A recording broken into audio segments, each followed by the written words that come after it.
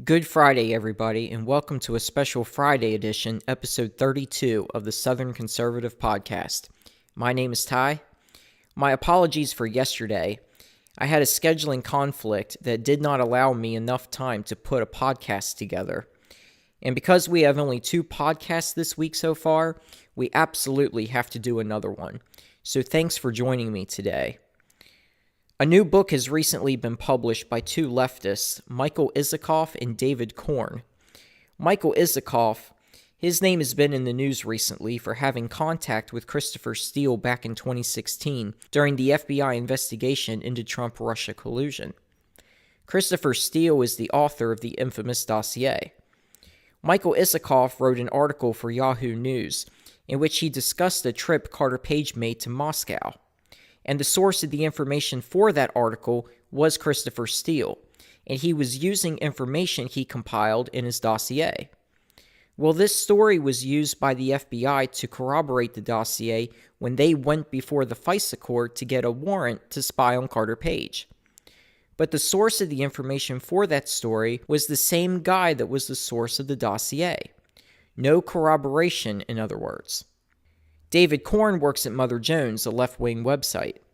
You'll remember that Christopher Steele also had communications with Mother Jones, and it was after the FBI was aware that Steele had leaked information to Mother Jones that they fired him as an FBI informant. Well, David Corn and Michael Isikoff have published a new book called Russian Roulette, the inside story of Putin's war on America and the election of Donald Trump. And there are some fascinating revelations that have come out in this book. The first concerns Obama's response to Russian interference in the election. Plans were being devised by National Security Council officials to come up with some sort of response to this Russian interference. From the Daily Caller, NSC officials were reportedly alarmed by Russia's attempts to meddle in the 2016 presidential election, including the hacking of Democratic National Committee officials' emails and those belonging to Hillary Clinton campaign chairman John Podesta. Michael Daniel, an NSC official responsible for the Russian portfolio, told to the book's authors of multiple plans to strike fear in Russian President Vladimir Putin with the aim of ending Russia's election meddling. These plans included surreptitiously releasing personal information about Putin's family, which revealed corruption in Putin's political party, and even crafting a large cybersecurity exercise as a public threat to Russia. Daniel additionally told the authors that when Rice caught wind of his planning, she called him and berated him. According to Isikoff and Corn, one day in late August 2016, National Security Advisor Susan Rice called Daniel into her office and demanded he cease and desist from working on the cybersecurity options he was developing. "Don't get ahead of us," she warned him. The White House was not prepared to endorse any of these ideas. Daniel and his team in the White House Cybersecurity Response Group were given strict orders. "Stand down." She told Daniel to knock it off, he recalled. Daniel walked back to his office. That was one pissed-off National Security Advisor, he told one of his aides. Obama officials have since lamented we sort of choked in response to the Russian meddling in the 2016 presidential election. The former president instead took it upon himself to warn Putin in person during a face-to-face meeting in September 2016 to, quote, knock it off in terms of election meddling with an explicit warning of consequences if it continued. So Susan Rice gave the order not to retaliate with cybersecurity attacks on Russia. Plus, Obama said publicly that there was no way someone could rig America's elections, and chided Donald Trump for having thought something like that was even possible. But Obama knew of Russian interference, and he did nothing other than to tell Putin to knock it off. Trump announced yesterday new Russian sanctions in response to the indictment handed down by Robert Mueller's team. Obama never sanctioned Russia. He never did anything to punish Russia. Nothing. To say that Obama's administration sort of choked? No, they absolutely did choke. They totally dropped the ball. They were too busy being caught up in spying on the Trump campaign that they did nothing to punish Russia for their election meddling. Now we know why Obama didn't do anything. Trump was yelling all during his campaign that the elections were being rigged. If Obama publicly announced Russia was interfering in the election and he began to punish Russia, and if Hillary would have won, it would have been seen by Trump and his supporters that this was proof of a rigged election. Everyone knew Obama was campaigning for Hillary. It would have appeared Obama was actively making sure Hillary would win, and the only way she would win would be to stop Russia, because the American people wouldn't know if Russia was interfering with the election or not. But it would have given legitimacy to Trump's claims, and so Obama did nothing. But that's not all this new book reveals. One of the more notorious claims in Christopher Steele's dossier is the Golden Showers episode in Moscow. Supposedly, while Trump was in Moscow in November 2013, he had hookers urinate on a bed at a Ritz-Carlton hotel. The incident was videotaped, and the Kremlin supposedly has that videotape and could use it to blackmail Donald Trump. Anyone who takes any of this seriously has a few screws loose, folks. Well, according to the authors, Christopher Steele admits the chances that this actually happened are 50-50, to which Michael Isikoff said he agreed it's 50-50 at best. According to the Daily Caller, a new book about the Steele dossier and the Russia investigation adds crucial details to the timeline of President Donald Trump's 2013 visit to Moscow, a trip that is central to allegations made in the infamous Steele dossier. The book shows that Trump had little time to engage in the perverted sex acts described in the dossier, which was written by former British spy Christopher Steele and funded by Democrats. The very short window of opportunity raises questions about whether the incident actually occurred. Authors Michael Isikoff and David Korn report that Trump spent only one night in Moscow during a November 2013 trip to the Miss Universe pageant. They also write that Trump had just over 6 hours, from 1:30 a.m. to 7:45 a.m., in which to engage in the raunchy tryst that is described in the dossier. According to Steele, Trump had a group of prostitutes in his room at the Moscow Ritz-Carlton to perform a golden shower scene in front of him. The dossier alleges that the encounter, which would have occurred on the night of November 8th to 9th, was videotaped, and the Kremlin has been using the footage to blackmail the Republican. Is the tape real? MSNBC host Chris Hayes asked Isikoff and Korn in an interview about their book on Wednesday. Korn, a reporter at Mother Jones, replied that the book shows that the time available for this was very short. It was very short, he said.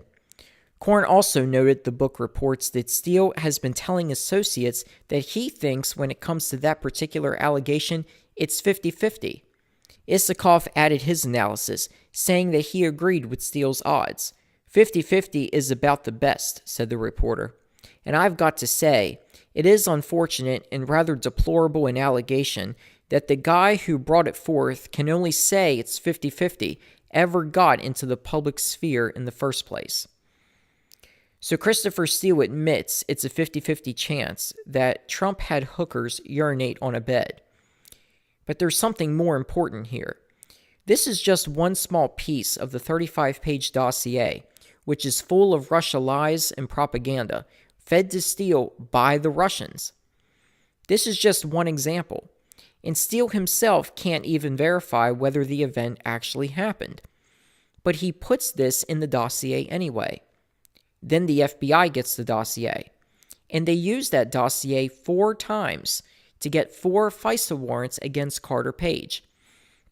Now remember, as I discussed in the previous podcast, the FBI is to make sure that information in a FISA application is to be accurate and verified.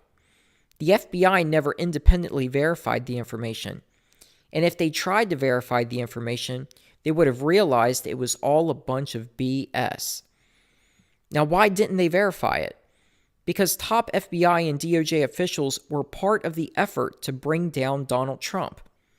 But this is just more evidence of wrongdoing on the part of top DOJ and FBI officials, especially those who signed off on the FISA applications. I want to give you one more revelation from this new book.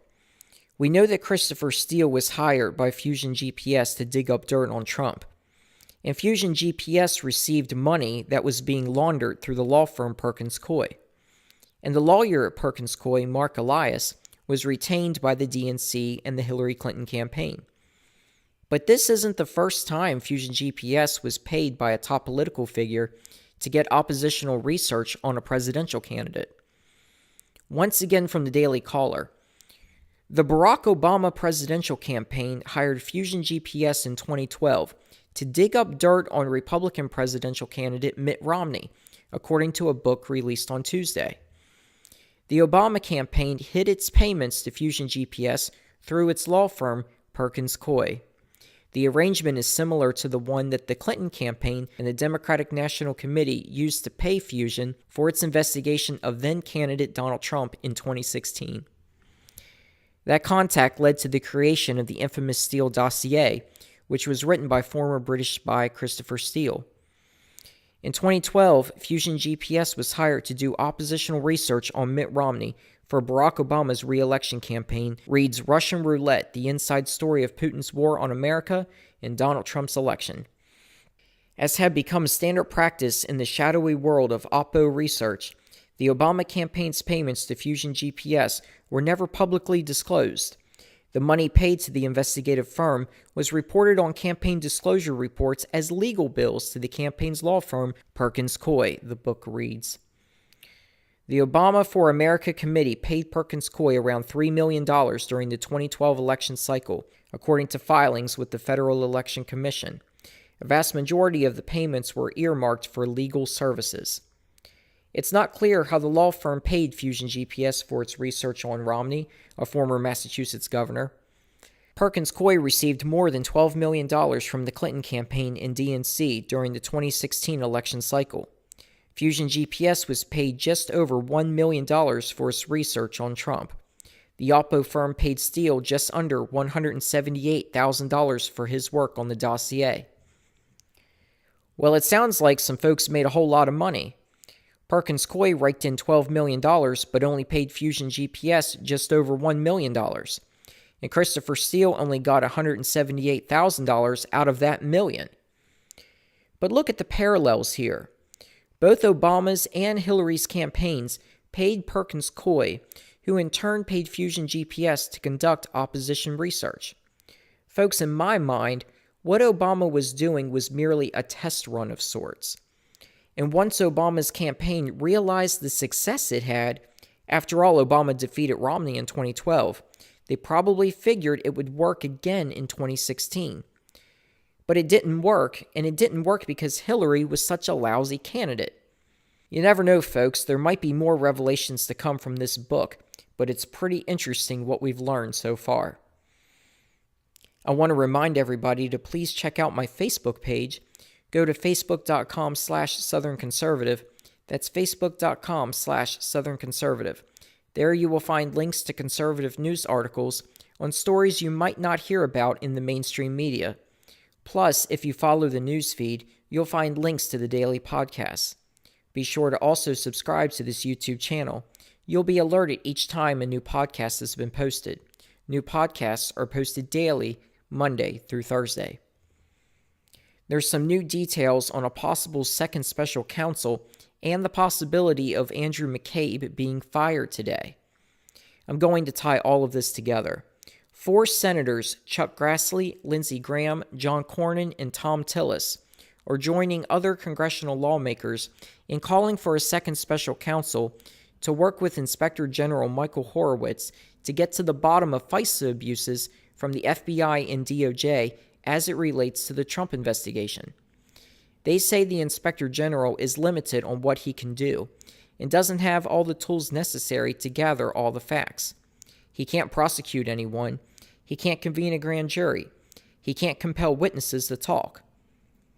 There are reports out there now that it's very likely Jeff Sessions will appoint a second special counsel. All I can say is it's about time. Jeff Sessions is also making news because of an FBI recommendation to fire Andrew McCabe. This comes amid leaks of what is in the Inspector General Michael Horowitz's report, which is due out sometime this month. The report will supposedly accuse McCabe of authorizing the leaking of information to the media and misleading investigators at the Inspector General's office. According to the New York Times, McCabe will be accused of authorizing leaks to the Wall Street Journal that led to a story about how the FBI and DOJ were feuding as to how to proceed with an investigation into the Clinton Foundation. We now know that there is an ongoing active investigation into the Clinton Foundation being conducted by the FBI field office in Little Rock, Arkansas. The other accusation involves misleading investigators at the Office of the Inspector General about the leaks made to the Wall Street Journal. The Washington Post accuses McCabe of leaking information through Lisa Page, the mistress of Peter Strzok. Text messages between Strzok and Page reveal that Page was on the phone with the author of the Wall Street Journal story 2 days before the story was published. As I mentioned on Wednesday, McCabe has other problems involving the Hillary email investigation. McCabe did not recuse himself from the email investigation until 1 week before the 2016 election. However, McCabe's wife Jill received around $700,000 from 2 different groups tied to former Virginia Governor Terry McAuliffe back in 2015 when she was running in a state Senate race. And Terry McAuliffe is a very good friend of Hillary Clinton. So there was a conflict of interest here. And by the time the FBI reopened the investigation into Clinton after new emails were discovered on Anthony Weiner's laptop, McCabe already knew about those emails for a month. He was trying to stonewall until the election had passed, but was unable to amid growing pressure from within the FBI. And all of this supposedly will be detailed in Michael Horowitz's report. So there are many reasons why McCabe should be fired. If he is fired, he is set to lose a very lucrative government pension. But he officially starts his retirement on Sunday and has to be fired before then, and it's up to Jeff Sessions to do it. Well, folks, that's it for today. I hope you enjoyed this podcast. Have a great weekend, and I'll be back on Monday.